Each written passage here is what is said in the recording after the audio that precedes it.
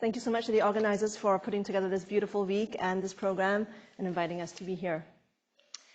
So I'm interested in how we can think about robust function, especially when we are looking at biology, which is really striking. So if you look at your brain network and my brain network, it looks very different. If you look at the structure, the connections, you don't see that much discernible patterns. Things are very heterogeneous.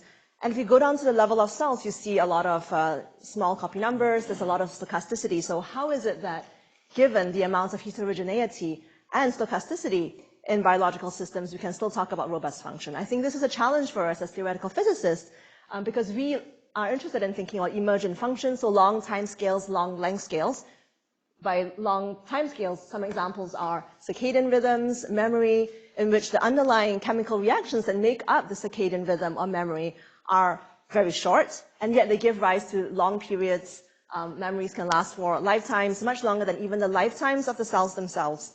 So these are, really compelling us to think about how we can describe these theories and to develop theories that can describe robust function, even in large systems, given all of these, very different heterogeneity and stochasticity.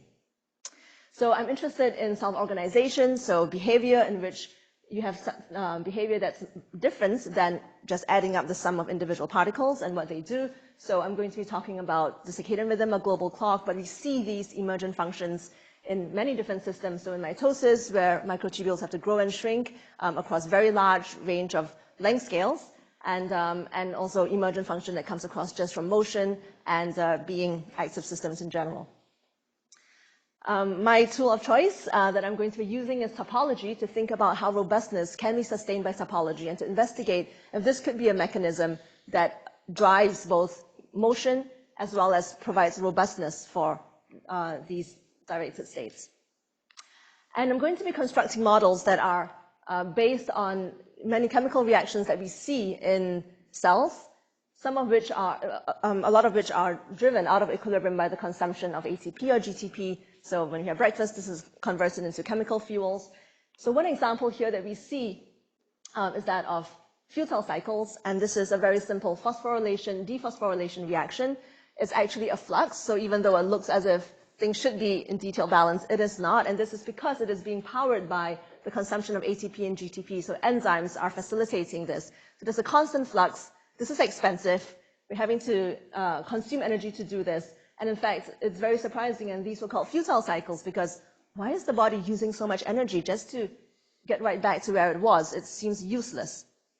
And it's not as if we, usually live in an environment in which there is sort of abundance of food. Normally food is a scarce object, and we would think that we would try to use food and energy that we have in some kind of efficient manner. And yet these cycles show up in many different systems in the body. So here, metabolism, sensory systems, I just name a few.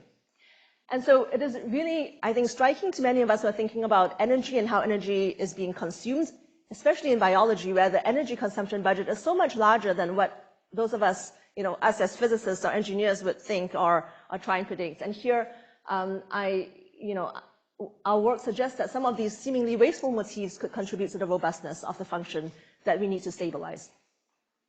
So what I'm going to be discussing is going to be showing you a model for these emergent oscillations and going in detail. This is the work of Changbin, who is in the audience here. He also has a poster. And then I'm going to be discussing how looking at these topology in these stochastic systems leads to some very nice new theoretical properties that we're really excited to look at and see what. Yes? Just a question. This waste of energy, do you know the fraction it represents of the 2,000 calories we eat every day? Or is it something large, or is it something? I think at a level of molecular reactions, it is difficult to make that transition. Normally people look at things like, bacteria, or people look at some, already smaller systems, and then based on what we think, for example, I'll be talking about the circadian rhythm, and there have been estimates that, well, we think that a circadian rhythm is made up of certain phosphorylation, dephosphorylation reactions, but if you look at the heat consumption, or if you look at the ATP consumption in the system, it is much larger. So already these are in vitro experiments, or what we can think of looking at bacteria, and to scale up to human beings like what we eat, I think there is still a gap there. But yeah, this is still a very fascinating question, because probably that energy budget is even more striking when we think about large organisms like us. And then I'm going to be talking about some new fundamental theory that we've derived. And lastly, I'm going to be talking about some new work, some of it unpublished, where we are playing around with looking at experiments to see whether we can detect topology and edge states. So back to phosphorylation, dephosphorylation cycles to show you concretely how we build our models. Here we have two of those futile cycles that I showed you of phosphorylation and dephosphorylation. This is a hexamer in which there are 6 monomers. And each monomer has 2 phosphorylation sites, this orange and this pink. So you can see that this hexamer now is phosphorylating in the pink, phosphorylating in the orange, dephosphorylating in the pink, and dephosphorylating in the orange. So 2 futile cycles that I showed you. And the numbers of each phosphorylation are given in the bracket. So the first number is a number of orange, second number is a number of pink, so that we see the full state space. Of course, since there is a pretty large phase space still, that at any given time, any of these monomers could phosphorylate, dephosphorylate. So for a given phosphorylation level, that system has 4 choices at any given time, so orange and pink phosphorylation and orange and pink dephosphorylation, that we can just denote what the system is primed for at any given moment by a little internal label. So A, B, C, D denote these 4 different choices. And what this means is that we can actually differentiate between these 4 internal states of a given phosphorylation level and also specify reactions between them that can allow it to change from being primed for a certain pink phosphorylation to being primed, let's say, for an orange dephosphorylation, and transitions between them. And for simplicity, let's just assume that we have just these 2 chemical reactions in our system, one that changes phosphorylation level and one that changes this internal state. All of this can now just be written in a very simple lattice form. And you can see that, and because we are essentially repeating these motifs across the whole space. So here we take these 4 internal states of any given phosphorylation level, and we just tile this 2-dimensional space here, so that each 4 states is given in this blue square. Going horizontally, we are increasing in this orange phosphorylation, and going vertically, we are increasing in the pink phosphorylation. And the system space goes from 0, 0 to 6 by 6, because that is the full space of phosphorylations of this hexamer. Corentin, looks like he has a question. Yes. What does the tiling mean? Is it spatial or can also be temporal? This is all in chemical configuration space. So this is a translation invariance that comes from some kind of chemical translation, that we are saying that each phosphorylation is the same as any other phosphorylation, and therefore we can write it as a lattice. But this is not real space. It is chemical configuration space. It's phosphorylation space, if you will. And the top is phosphorylation space, and the bottom is some kind of chemical bindings that can facilitate these priming reactions. I'll give you more specifically some biophysical mechanisms that we think can work for the circadian rhythm clock in a little bit.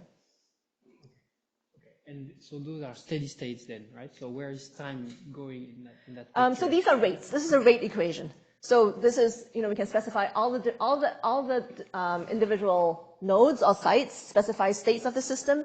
And these arrows form rates that transition between different states of the system. So you can use Gillespie or any solver just to see how the system will then move in some Poisson process, just from state to state in this system.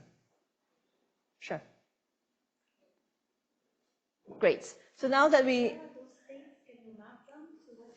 Yes. So this one is... let's see, is this one up here? Is this one in the top left? And then this one is this 2-1. This is this one in the bottom left.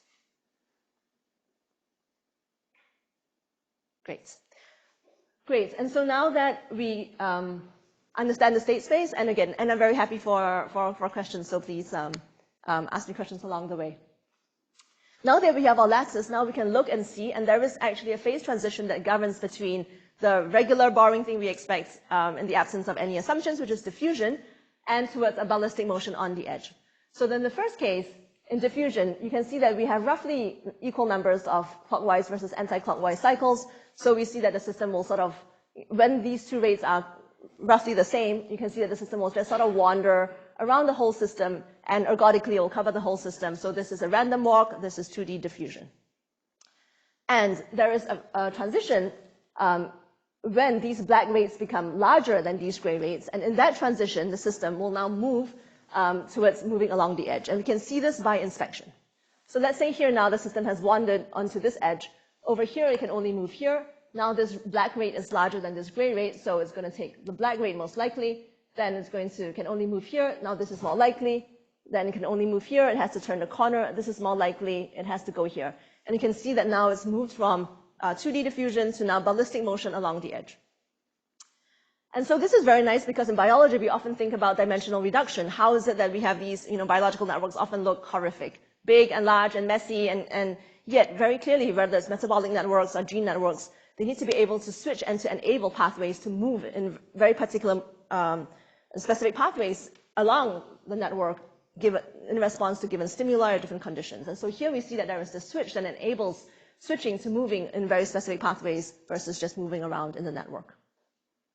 Not only that, the system has a notion of robustness, which is that now, let's say in a topological case, it's moving along the edge, and there are missing aspects. Let's say there are some kind of missing reagents or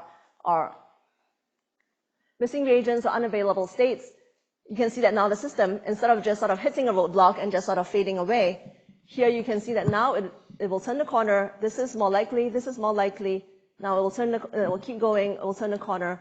And it will always just go around whatever available edge space there is. And so it's always going to maximize the given phase space that it has. And so that this current is robust.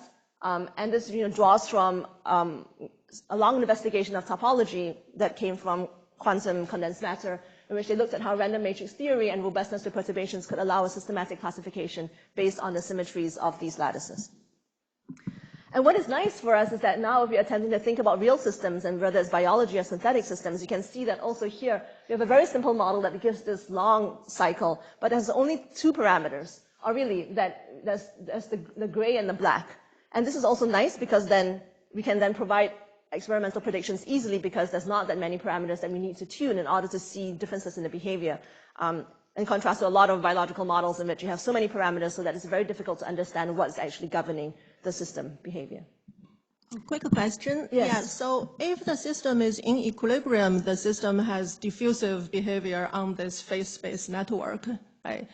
And when you mentioned this diffusive to ballistic transition, so if you only have asymmetric transport on these directed edges, naively it would just change into asymmetric diffusion, right? How did it become ballistic? Yes. So two things. So you said that when the system is in equilibrium, firstly, this system is never in equilibrium because you see that we have, well, this is the sort of extreme limit of not being in equilibrium because we have directed arrows and there is no reverse reaction. The system will, so the equilibrium version would be when we have reverse arrows of the equal magnitude.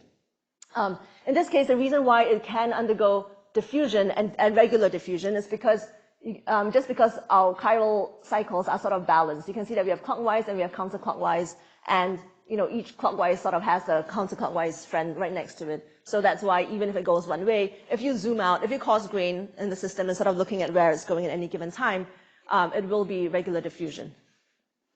Oh, I see. You have two types of edges. Yes. I see. Okay, got it. Yes. Great. Are there any other questions?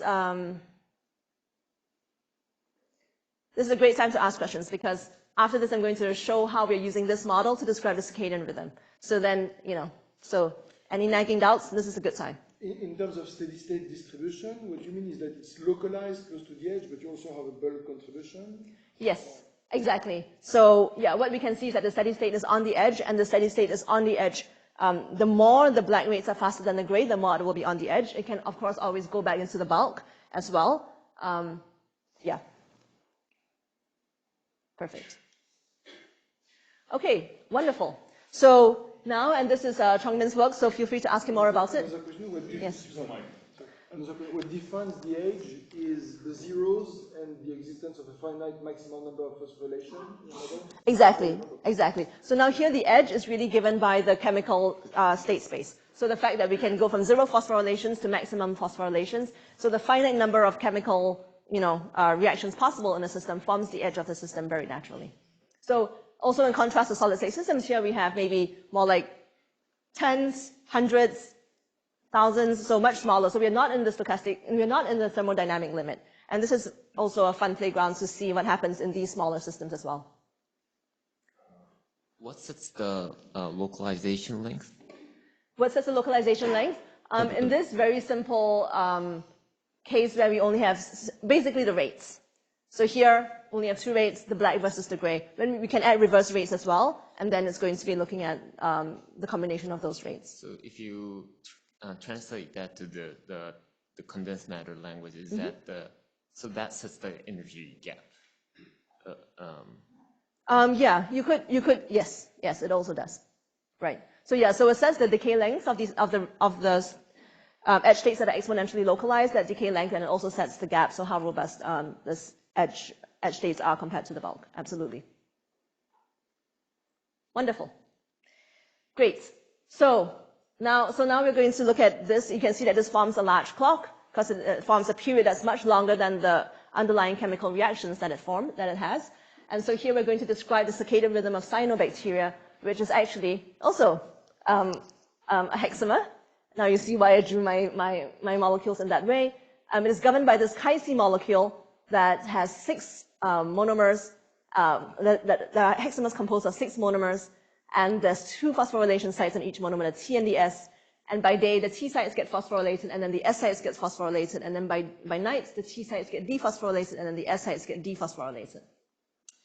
There's also a lot of biochemistry in this system, so Chi-A can bind, Chi-B can bind, and these loops can be buried or exposed. So you see that even in this very simple protein, where with these 3 proteins, Chi-A, Chi-B, and Chi-C, and ATP, they can replicate the circadian rhythm in a test tube. So experimentally, this was, very nice playground, but on a theoretical point of view, it's already a huge phase space.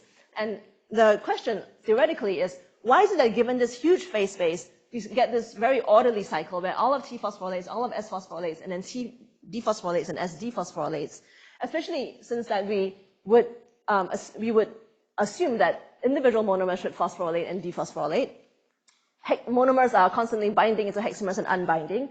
Cryo-EM data has even shown different A-loop conformations in the same hexamer. So it looks like monomers have a life of their own. There's a lot of stochasticity in the system. Why is it that they phosphorylate and dephosphorylate in this very nice cycle that is very useful for cyanobacteria to know when to sleep, when to metabolize, when to replicate, etc.?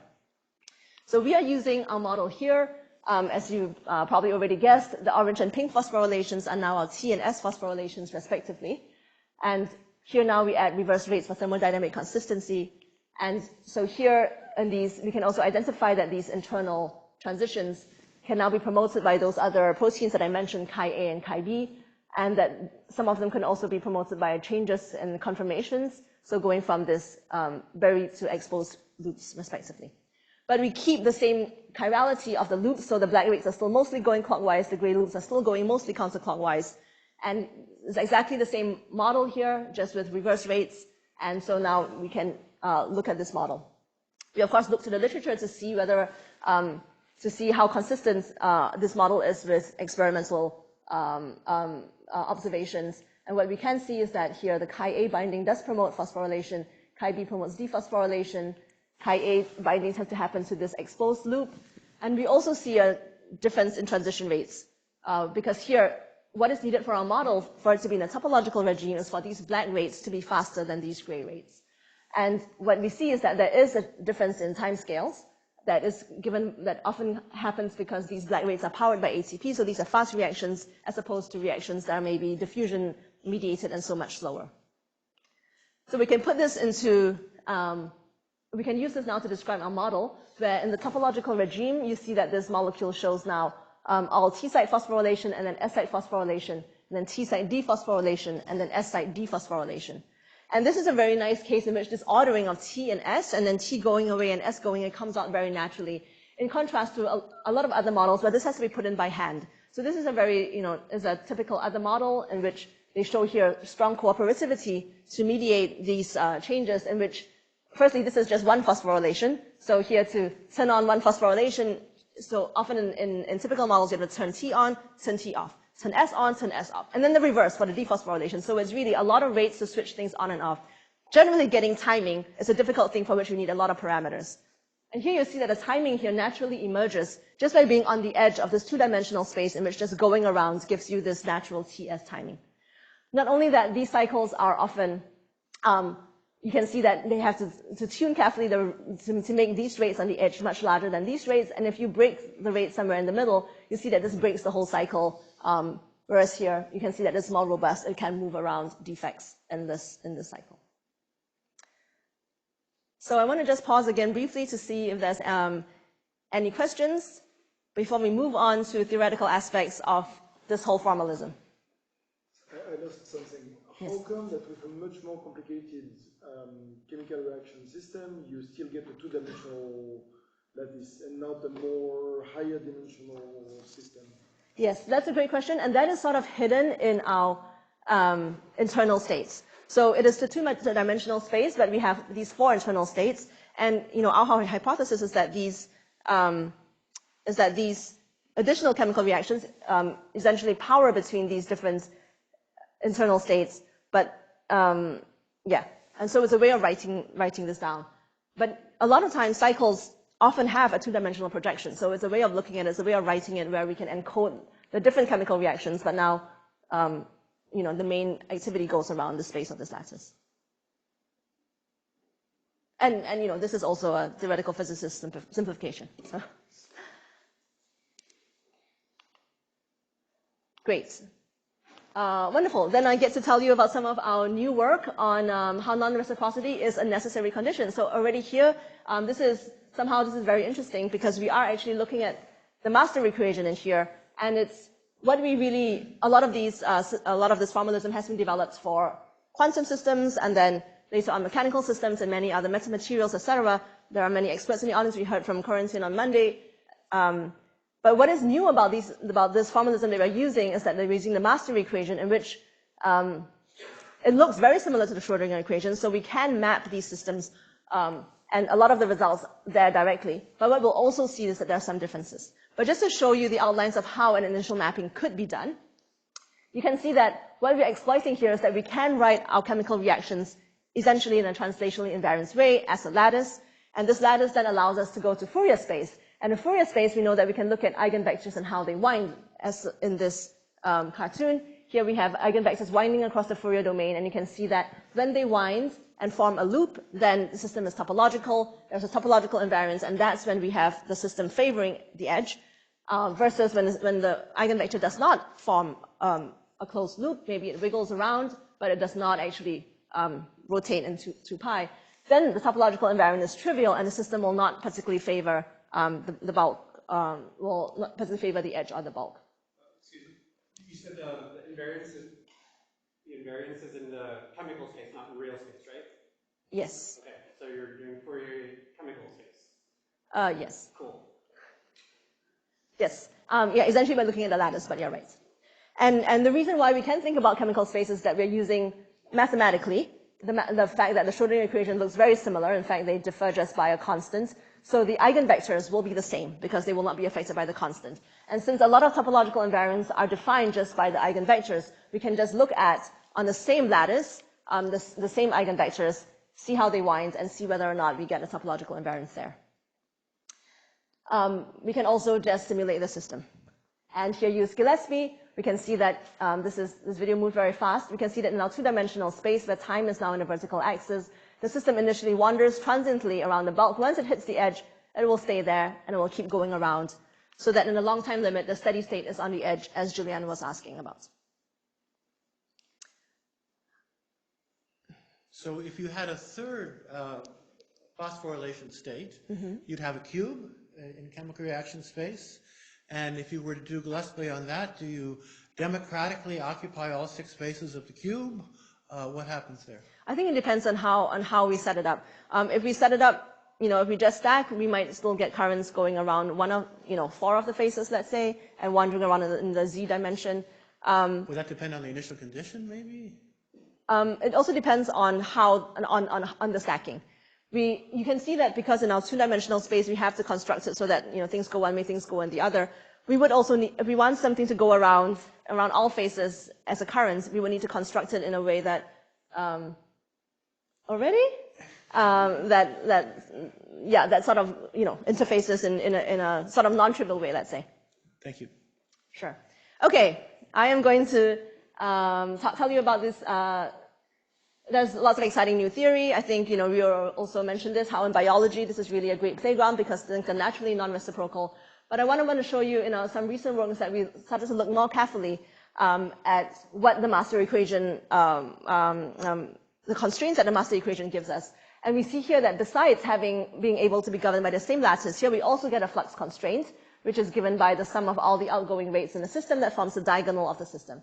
Now, in the periodic case, all the incoming and outgoing are the same across the whole diagonal, so this is just proportional to the identity. It doesn't matter. The spectrum is the same. So in a periodic system, the master equation and the Schrödinger equation map exactly, and the topological invariants just transfer. But in open boundary conditions, at the edges, this diagonal matrix is not just proportional to the identity, and this has profound consequences. Let me just show you what that means. So here you can see that in the quantum system, which is just A, and here in the stochastic system where we have also this flux, this probability conservation term, here we can see that the whole thing is just shifted. They look very similar, just that now here this is symmetric around 0 due to particle hole symmetry, and now everything is shifted down because of that D. But also this 0 state that's typically in the middle of the quantum system is now no longer there. And in fact, the states of interest in both systems are different. Here in this quantum system, here is the 0 mode, and here in the stochastic system is the steady state at 0. In both cases, it's the state with 0 energy, or 0 eigenvalue, and that makes sense because it's a longer state. But now this has profound consequences, which is that when we are in the completely reciprocal, completely Hermitian limit, in the quantum system, we know that in this simple sort of 1D SSH model, we have edge states. In the stochastic system, it is completely uniform. And in fact, we can, and this is shocking because I said in the periodic system, which is where topological invariants are normally computed, it's the same. So here, but what we see is that now the bulk edge correspondence is broken because now when we look at the edges, we no longer get the signatures of edge states. And here we can prove, prove this for any geometry and dimension that the steady state for a reciprocal system will always be the same. Well, actually, a couple of things. Okay, thank you. And instead, what we have to do is to go to a non-reciprocal system to restore this. And so you see this in this non-reciprocal SSH model, or in Hudson-Nelson model, or any of these other systems. You would see that now instead here the edge states do get restored. And so, interestingly, here stochastic systems, unlike in quantum and mechanical systems, etc., we do require non-hermiticity to have edge states. And also here we see some interesting changes. The stochastic systems, change much more dramatically. And in this paper, we sort of posit a new how the imaginary spectrum for non-reciprocal states does prevent hybridization and help to restore edge states and restore the bulk boundary correspondence. I'm just going to move on just to mention a little bit experimental detection. So here we are collaborating with my colleague at Rice, Lisa Bissell, who has colloids, paramagnetic colloids that are essentially spinners, and they sort of self-assemble into clusters and also voids, and we see edge states around them. And so here we can build on very nice theory developed by Anton, Kinjal, Suri, etc., also Tom Lubensky, in which they look at this hydrodynamic theory for edge states, and here we also adapt it to the presence of these noisy colloids that can self-assemble. And what is then also very nice is that then we can then link these edge states that we can detect and measure and predict to the shear stress, which then causes these clusters to rotate. And we see that clusters and voids now have very different macroscopic properties of these edge states, and this also dramatically changes their coarsening properties. So now here, because clusters now have a much shorter decay length, so here we can see that here and the edge states move a lot faster, they dissipate a lot quicker, and here you can see that here two clusters are joining, and the coarsening happens much quicker, whereas here in voids it takes hours for coarsening for domain walls to really translate out of the system. And lastly, I'm just going to end with saying, and Changbin has a poster on this, so feel free to ask him more questions. He was also looking at microtubules that grow and shrink, and microtubules sort of grow and shrink in this very interesting search strategy. And I just want to contrast how microtubules do it to how we would think of it in human engineering. So microtubules often are important. So let's say when they grow during mitosis, they have to grab the chromosome and split it apart. And how do they find the chromosome? They're tiny. So the way they do it is sort of as if you were building a railroad between Boston and New York, and you started laying down bricks, and you're like, did I reach New York? I didn't. Let me pull it back up and start again. And you keep doing that. You just keep growing and shrinking until you reach your target. It is really not at all how human engineers would design this. So here they just grow and shrink until they find each other. And how these little microtubules then maximize the exploration to find their target. So here we're using a 3-state space. It can be mapped by a Kavli lattice.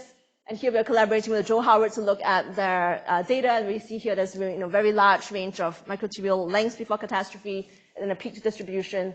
And we also have an analytical prediction for when we get a peak distribution. So see Chongmin's poster for more details. And here now I want to just end by saying that here we predict the clock and non-hermeticity is necessary. And we are also looking at experimental platforms to see how these edge flows can be useful. I want to thank, so Chongmin is here. He did a bunch of the work. Alexandra Nelson, she was my postdoc. Now she's moved back to Europe. And as well as my collaborators, Jaime, Lisa, and Joe. Thank you.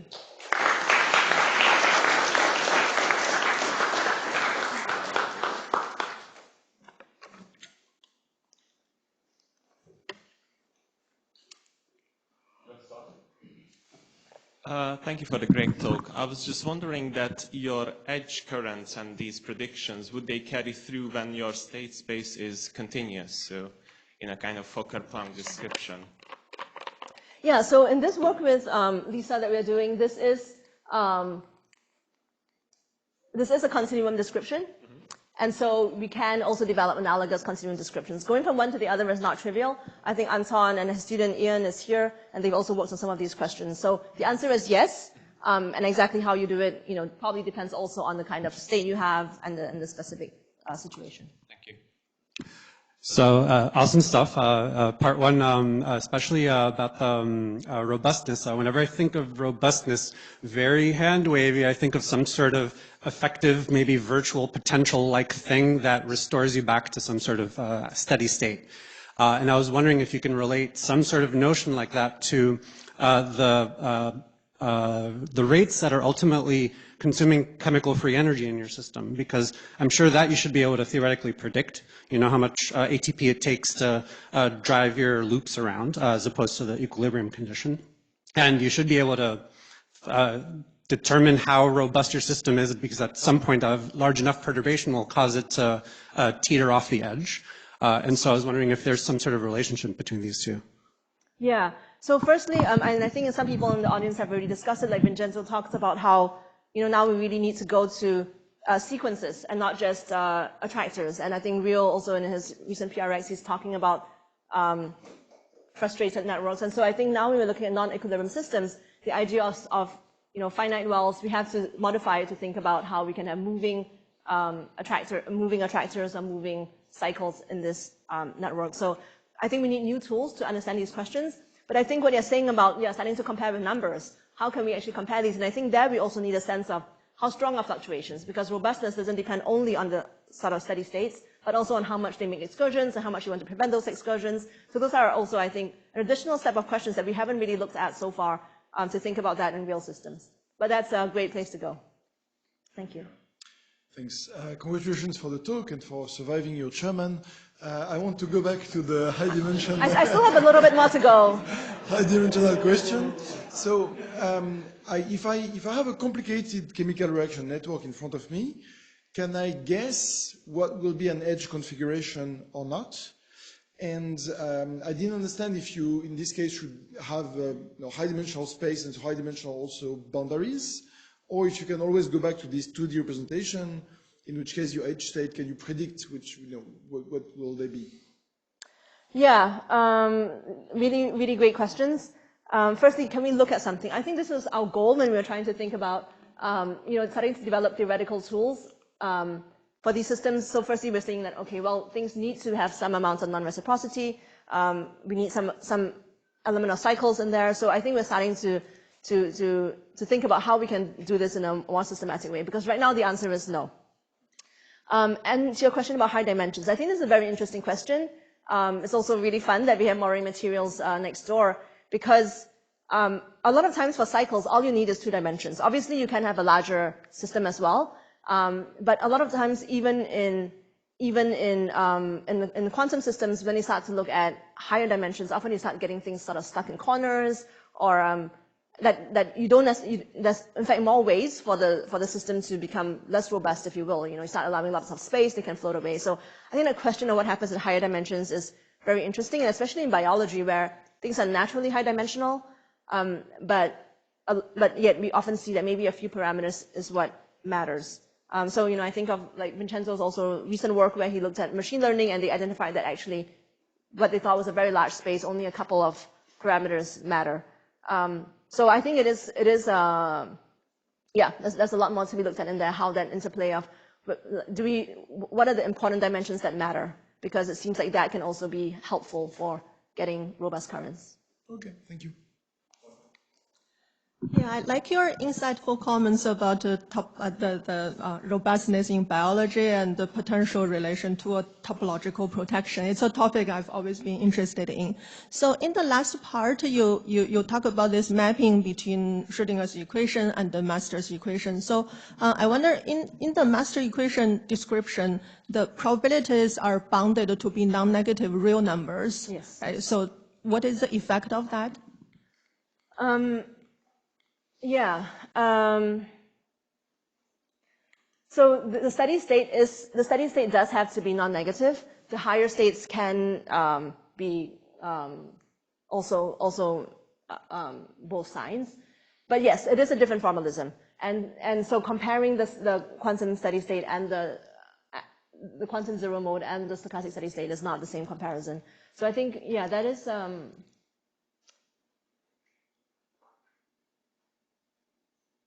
I see. Perhaps the deviation from some equilibrium distribution can be both negative and positive, and then the mapping is more straightforward. I don't know. I just thought it's really interesting. Yeah, can you say that again? So if you calculate the deviation from equilibrium distribution, then it can be positive and negative. Then it. Yeah. Mm-hmm. Yeah, it could be. In general, I think we have to sort of work a bit harder to look at some of the properties that we're interested in because there's more constraints. But at the same time, we know so much less. So there's also much fewer analytical results. So yeah. Yeah, thank you. Yeah, great talk, Evelyn. I have a question concerning the spectrum of the stochastic systems. You've been looking at the stationary state, which is this singular point at the right end, but there's so much action going on at the complex part of the spectrum. And there seems to be, if you look at models, lots of structure and lots of windings. Have you thought about winding numbers, not for the steady state, but topology for how you approach the steady state, so for the other types of eigenvalues in that spectrum? Yeah, that's a great point. And what we proved here is really for the steady state. And if you look at higher states with larger eigenvalues in these systems, you do see some kind of edge localization, maybe more of a power law.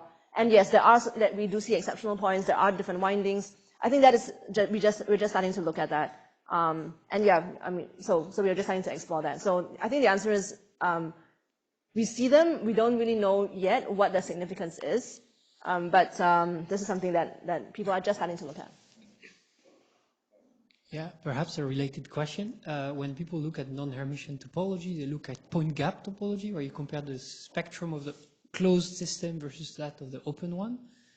And I guess I wonder whether it matters for you.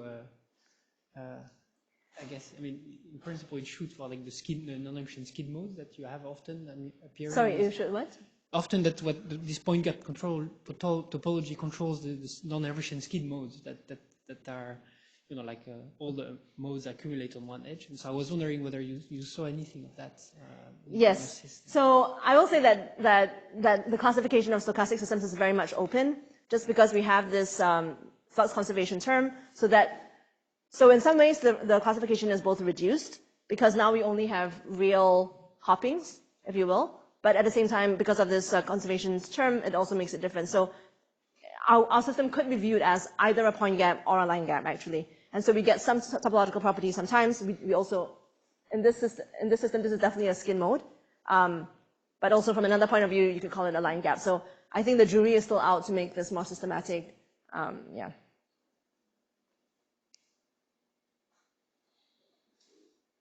So, if there are no further questions, I guess we thank Evelyn and we finish before time. And it's not